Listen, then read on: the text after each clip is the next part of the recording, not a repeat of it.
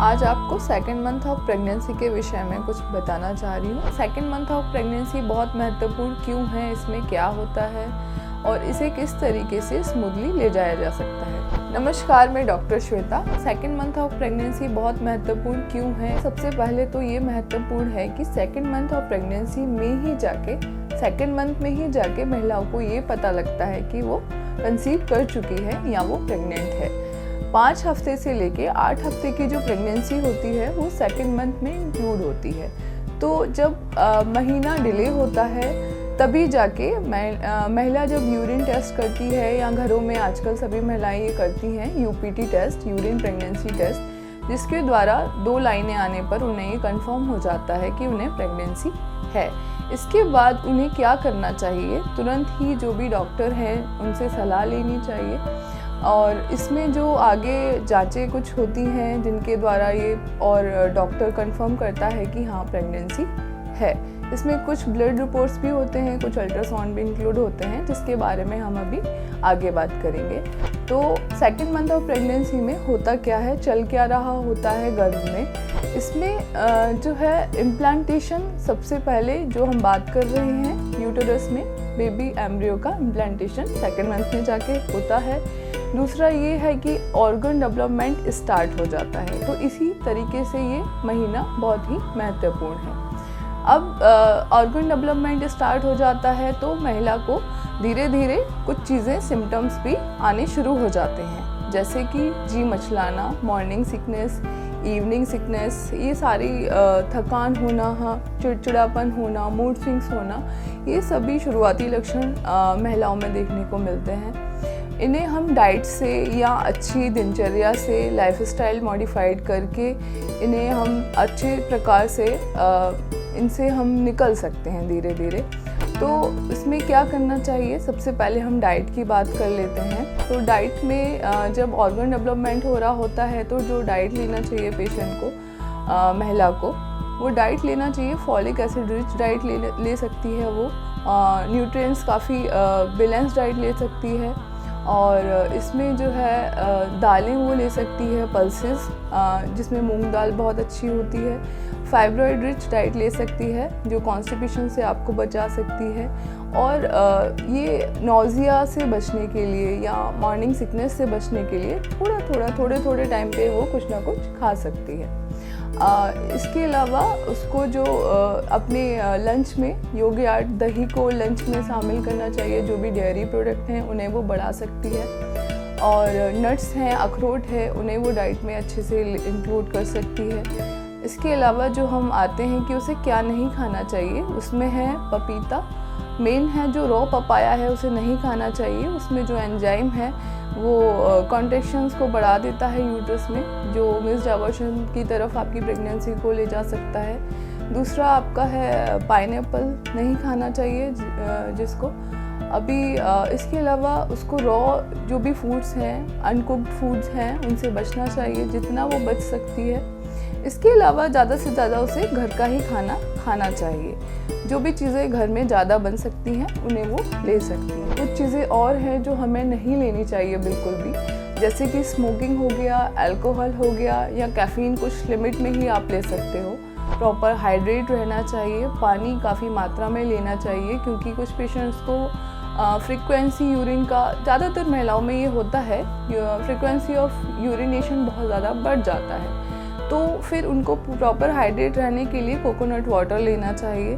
दिन भर में पानी की मात्रा अच्छे से लेनी चाहिए। इसके अलावा आप सेल्फ मेडिकेशन से बचें। अब जो हम बात करते हैं वो लाइफस्टाइल की बात करते हैं। वो मॉर्निंग वॉक या इवनिंग वॉक कर सकती है।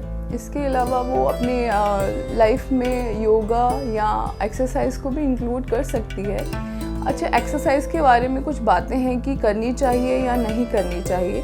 तो अगर प्रेगनेंसी आपकी हेल्दी है, अगर डॉक्टर की तरफ से आपको कोई इश्यूज़ नहीं है, या आपको खुद भी कुछ ऐसी चीज़ें कुछ महसूस नहीं हो रही जो आपके लिए दिक्कत भरी हों, आपकी ब्लड रिपोर्ट्स नॉर्मल हैं, आपकी सोनोग्राफी नॉर्मल है, तो आप अपनी जो प्रेगनेंसी है सेकेंड मंथ में भी कुछ एक्सरसाइज इंक्लूड कर सकती हो। तो उसमें जो एक्सरसाइज है, जैसे कि हम योगा से ही बात करते हैं, इसमें अनुलोम विलोम बहुत अच्छा है।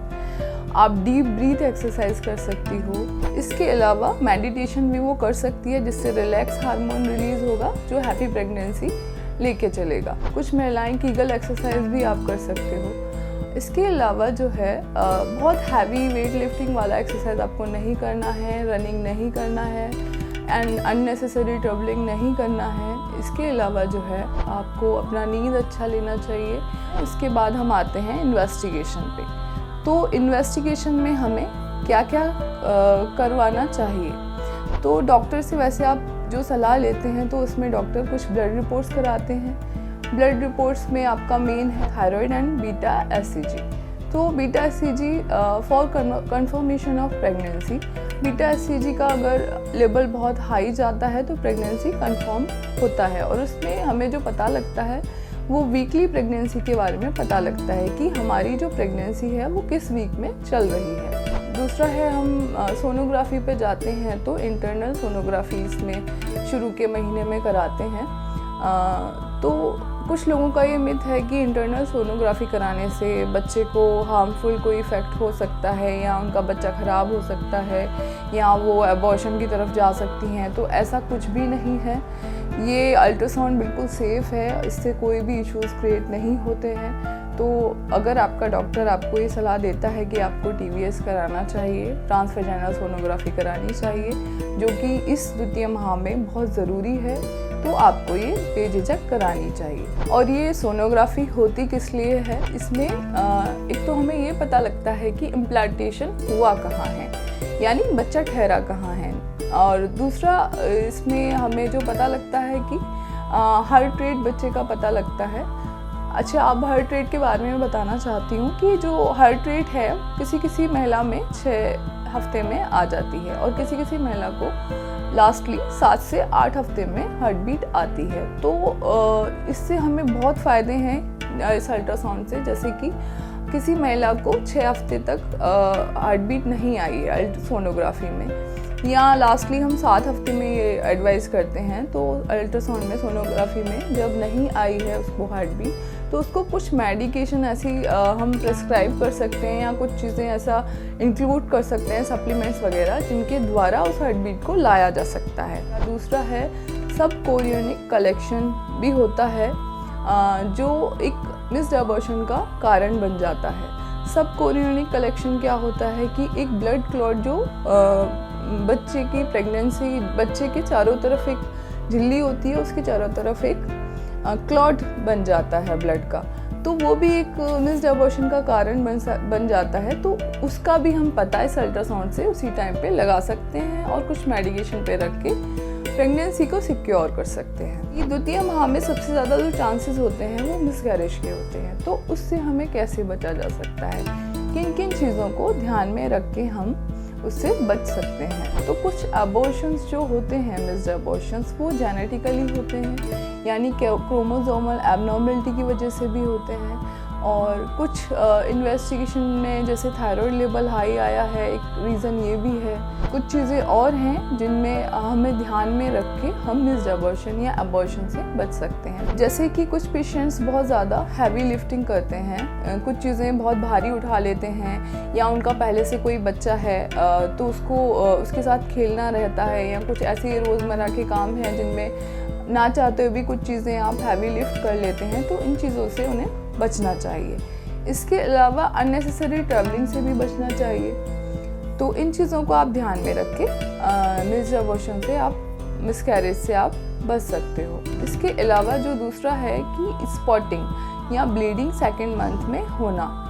तो अगर कभी कभी इम्प्लांटेशन जब यूट्रस में होता है तो कुछ पेशेंट्स को ब्लीडिंग या स्पॉटिंग हल्का फुल्का होता है, तो मैं उसके बारे में बताती हूँ कि कुछ लोग काफ़ी परेशान हो जाते हैं। वो कभी कभी नॉर्मल होता है, ठीक है।